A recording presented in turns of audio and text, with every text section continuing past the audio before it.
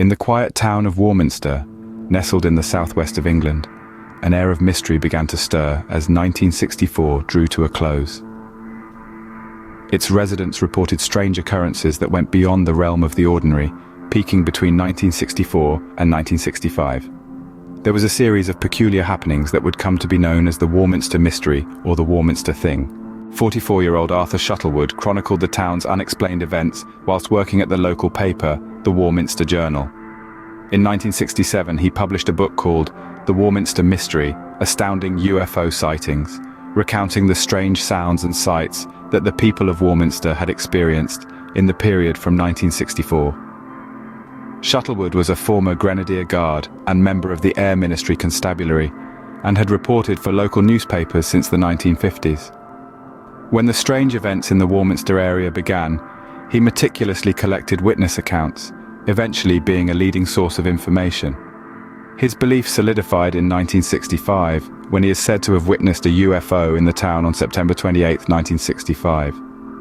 He then devoted himself to the mystery, participating in sky watches, writing more on the subject, and publishing several books. He remained a fervent believer in UFOs and extraterrestrial beings until his death in 1996. One of the most chilling accounts came from Mildred Head. At 1:25 a.m. on Christmas Day morning, 1964, Mildred Head was woken by a strange noise. Her ceiling, she later told local journalist Arthur Shuttlewood, had come alive with strange sounds lashing at the roof.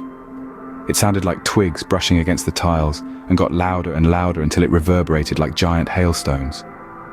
Her husband, who was deaf, had heard nothing and slept on.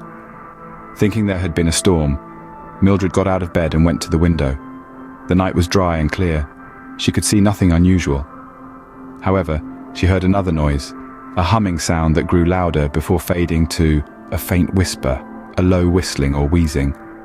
Humming sound filled the air, growing louder, then fading to a low whistle. Arthur Shuttlewood reported in his book, The Warminster Mystery. The air was brazenly filled with a menacing sound. Sudden vibrations came overhead, chilling in intensity. They tore the quiet atmosphere to raucous rags and descended upon her savagely.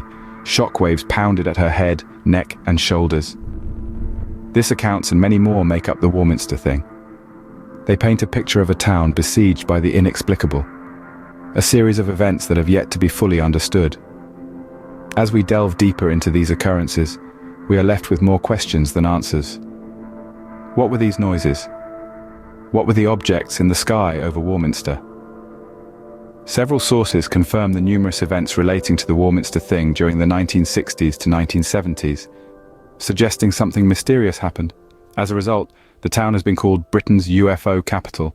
Whether these phenomena can be explained by mass hysteria, physical factors such as static electricity or cloud formation, top-secret military activity, exaggerated claims by a journalist trying to make extra money, or evidence of aliens remains unresolved.